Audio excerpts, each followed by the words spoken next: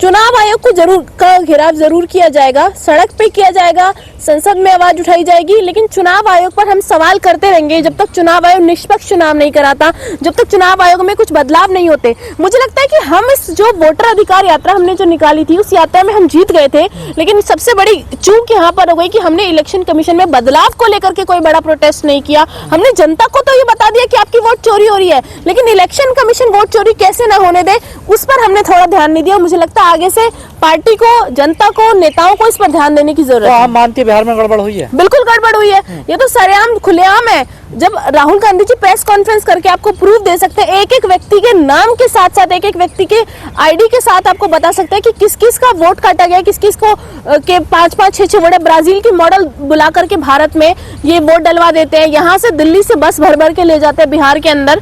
तो क्या इलेक्शन के टाइम पर 10,000 रुपए दिए महिलाओं को, वो काम करके देखिए 10,000 रुपए का जो मोदी जी का और नीतीश कुमार जी की सांठगांठ से जो 10,000 रुपए बांटे गए हैं, चुनावों में पैसे बांटना सही है।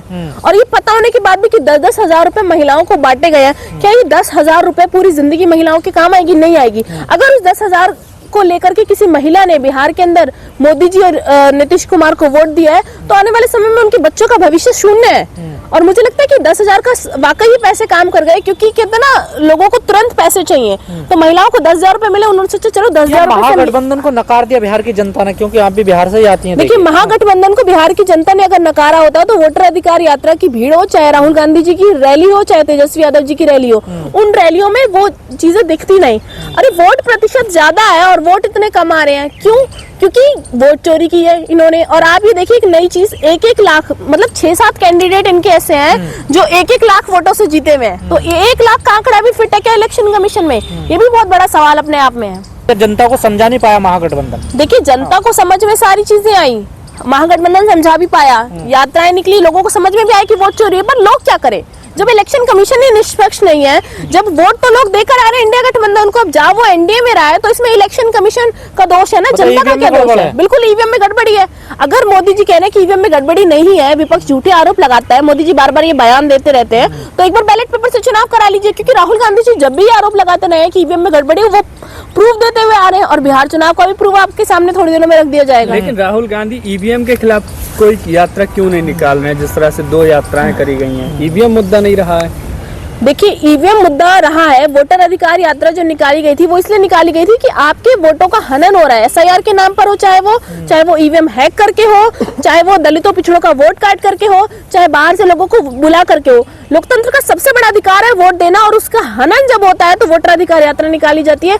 उसका नाम बेशक वोटर अधिकार यात्रा हो, पर ईवीएम के खिलाफ ही वो यात्रा थी। तो क्या विपक्ष करेगा इसमें, जैसे आप गड़बड़ धांधले की बात? देखिए अब तो मुझे लगता है कि सड़कों से संसद तक प्रदर्शन होगा, और आम जन जो जाग चुका है वो भी, और मुझे लगता है इसकी लहर भी बिहार से निकलेगी कुछ दिनों में। मुझे लगता है बिहार के अंदर युवा जागृत होंगे तो वो प्रदर्शन करेंगे, और करना भी चाहिए।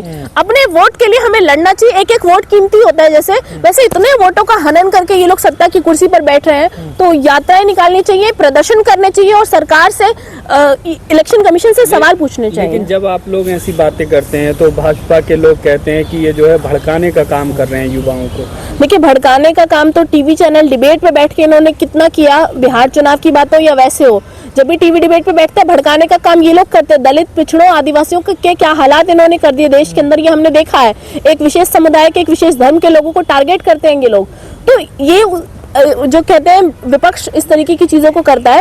विपक्ष तो हमेशा साथ लेकर चलने की बात करता है, निष्पक्ष चुनाव की बात करता है। अगर निष्पक्ष चुनाव होते हैं, नरेंद्र मोदी जी जीत करके आते हैं, तो इसमें विपक्ष को क्या दिक्कत हो सकती है? लेकिन नेता प्रतिपक्ष होने के बाद अगर राहुल गांधी जी कह रहे हैं कि वोट चोरी हो रही है, तो सिर्फ अपनी बात नहीं करते, वो करोड़ों लोगों की बात करते हैं, इस भारत देश के करोड़ों लोगों की बात। बिहार में एसआईआर का विरोध हुआ, लेकिन उसका कोई असर नहीं दिखाई दिया। चुनाव आयोग पूरे देश में अब एसआईआर करा रहा है। देखिए यही चूक हुई है। मुझे लगता है कि हमने विरोध करा, हमने जनता को बताया, जनता ने विरोध किया, लेकिन उसका आउटपुट नहीं निकल पाया। इलेक्शन कमीशन ने उस पर कोई एक्शन नहीं लिया, एसआईआर को रोका नहीं गया, इन्होंने अपनी मनमानी करी। तो देश में तानाशाह की सरकार है, और इस तानाशाह की सरकार ये चाहती है कि आने वाले समय में संविधान बदल करके तानाशाह हो जाए और अपने रूल बनाए, अपने अकॉर्डिंग चीजें करें। प्रशांत किशोर ने कल बड़े आरोप लगाए पैसे को लेकर कि पैसे का चुनाव हुआ है।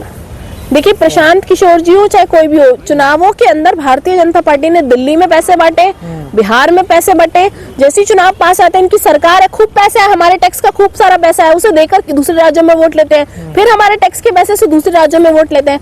तो जिस राज्य से पैसे लेते हैं उस राज्य में विकास तो करते नहीं है। वोट लेने के लिए मोदी जी हमारे पैसों का, जनता के टैक्स के पैसों का इस्तेमाल करते हैं। तो क्या लोकतंत्र की हत्या हुई है बिहार में? लोकतंत्र तो खत्म करने की पूरी साजिश हो चुकी है। मेरे को लगता है 50% लोकतंत्र को खत्म करने की ये बड़ी साजिश ये भारतीय जनता पार्टी उनके तमाम नेता मिलकर के कर चुके हैं। क्योंकि अगर ये वोट चोरी करते हैं और उस वोट चोरी से कोई नेता जीत कर आता है तो वो भी उतना ही जिम्मेदार है जितना पार्टी का अध्यक्ष जिम्मेदार हो, जितना पार्टी के शीर्ष नेतृत्व जिम्मेदार हो। या विपक्ष काम नहीं कर पा रहा ठीक से? देखिए, विपक्ष काम कैसे नहीं कर पा रहा? बिहार के अंदर जो यात्राएं हुई उसमें जो भीड़ आई, चाहे वो भारत जोड़ो यात्रा हो, जमीन पर समर्थन था, तो क्या वोट नहीं मिलेंगे? लेकिन वोट नहीं आ रहे, क्यों? क्योंकि ईवीएम मशीन फिट है, वोट्स कन्वर्ट कर दिए जाते हैं। और सोशल मीडिया पे कई रील वायरल है।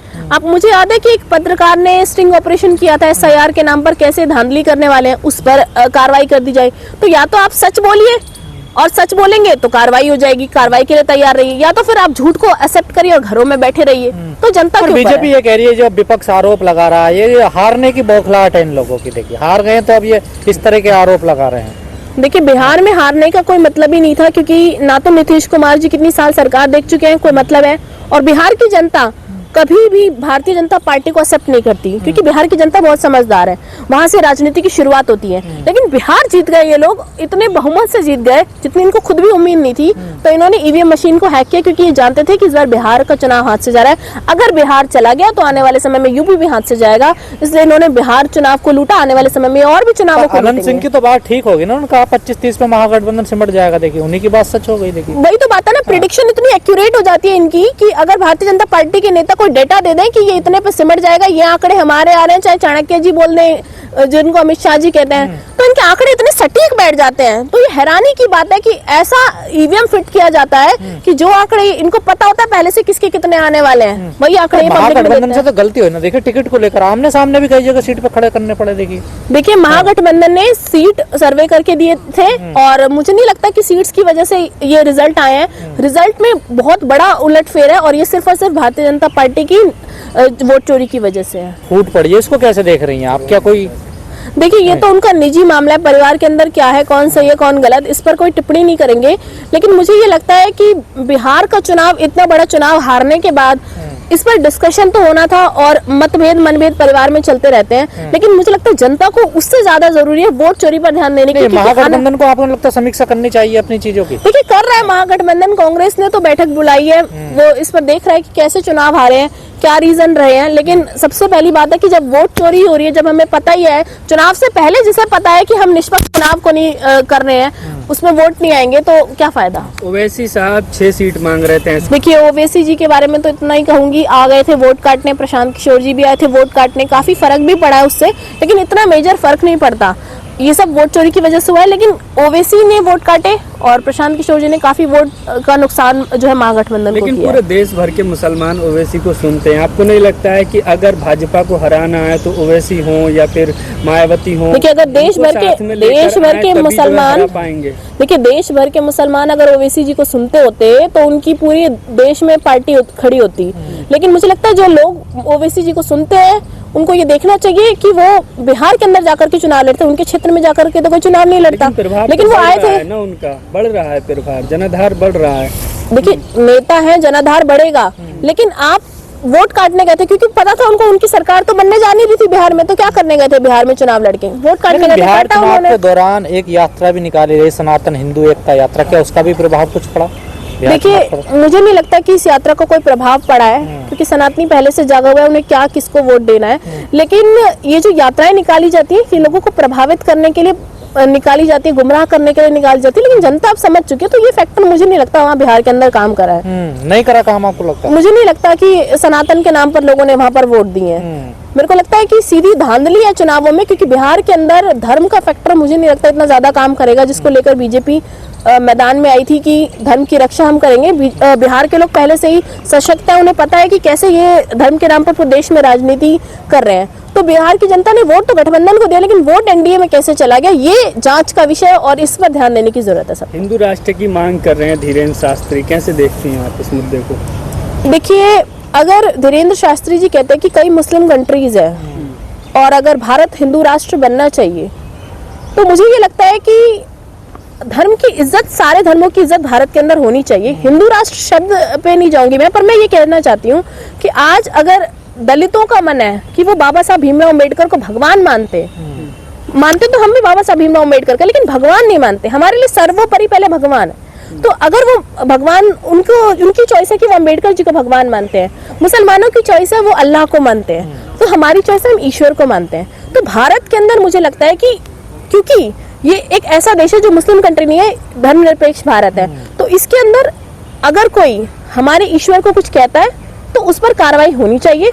आपको इज्जत हमारे धर्म की भी करनी पड़ेगी, लेकिन हिंदू राष्ट्र बने इस देश से आप मुसलमानों को, दलितों को, पिछड़ों को हटा दें, ये हमारा संविधान नहीं सिखाता हमें। बाबा साहब भीमराव अम्बेडकर ने सबको बराबर का दर्जा दिया है। तो हम ये चाहते हैं कि धीरेन्द्र शास्त्री जो हिंदू राष्ट्र की बात करें, उस शब्द को हटा करके वो सीधा अपना पॉइंट रखें कि बताएं कि हिंदू राष्ट्र से उनका मतलब क्या है। सिर्फ हिंदू रहे तो फिर आपने पहले क्यों नहीं, आप मोदी जी को कहिए इनकी सरकार हटा के दिखाएं कैसे हटाते हैं। तो ये बेतुकी बातें हैं। और जो यात्राएं निकाली थी उसमें खुद ही वो बीमार पड़ गए थे 2-3 दिन की यात्रा में, और राहुल गांधी जी ने तो हजारों मीलों पैदल चले हैं। तो धीरेन्द्र शास्त्री जी को समझ आना चाहिए कि हिंदू राष्ट्र बनाने के लिए पहले पैदल चलने, यात्रा करना सीख लें, उसके बाद हिंदू राष्ट्र बना लें। कह रहे हैं कि जात पात की करो विदाई, हम सब हिंदू भाई भाई। उन्होंने तो एक और डायलॉग बोला था, तेल लगा लो डाबर का और नाम मिटा दो बाबर का। इस तरीके के शब्द, इस तरीके के सेंटेंस कौन बोलता है, वो भी सभाओं में। वो युवाओं को क्या संदेश देना चाहते हैं? पढ़ने लिखने का, आप अपने गीता का ज्ञान, आप अपने भगवत गीता का ज्ञान नहीं देते लोगों को। आप कोर्ट दे करके आते हैं कि लड़िए हिंदू मुस्लिम के नाम पर। उन्होंने ये भी बयान दिया कि हरियाणा के लोग अगर चाहें तो एक बार में सब कुछ कर सकते हैं। तो कहने का मतलब यही था कि लड़िए। लेकिन आप ये देखिए, नीतीश कुमार जी शपथ लेने जा रहे हैं, लेकिन जो वादे उन्होंने किए थे, इतने साल उनकी सरकार बिहार के अंदर रही, जब तब डेवलपमेंट नहीं तो अब क्या होगी? तो नीतीश कुमार जी शपथ ले रहे हैं अपनी पार्टी का जो है, पार्टी को बढ़ाने के लिए, पार्टी में पैसे चंदा बढ़ाने के लिए, भारतीय जनता पार्टी को सपोर्ट करने के लिए। जनता के लिए नीतीश कुमार जी मुख्यमंत्री नहीं बन रहे हैं, उसकी शपथ नहीं ले रहे हैं। तो नीतीश कुमार जी ने जो वोट चोरी करके भारतीय जनता पार्टी के साथ मिलकर इस बार बिहार के अंदर वोट चोरी की है, क्योंकि ये लोग जानते थे कि इस बार बिहार का चुनाव ये लोग हारने जा रहे हैं, इसलिए बीजेपी ने राजनीति अपनाई। पहले एसआईआर के नाम पर वोटर लिस्ट से लोगों के नाम काट दिए। नाम काटने के बाद इन्होंने बिहार के अंदर जा करके पोलिंग बूथ पर अपने बंदे रख दिए, जिसकी वजह से लोग वहां वोट देने नहीं जा सके, लोगों को रोका जा रहा था। सभाओं में ये लोग, इनके नेता, इनके मंत्री सभाओं में कह रहे थे कि जो हमें वोट नहीं दे रहा उसको घरों से निकलने मत दो। तो ये सबसे बड़ा सवाल है। जब ये खुले मंच से ये बात कह सकते हैं, इलेक्शन कमीशन के सामने ये बात जा सकती है, तब भी अगर इलेक्शन कमीशन कुछ एक्शन नहीं लेता, तो ज्ञानेश कुमार जी के ज्ञान पे तो हमें बहुत गर्व होना चाहिए। नहीं, जब चुनाव हुआ उसके बाद आपकी मीटिंग हुई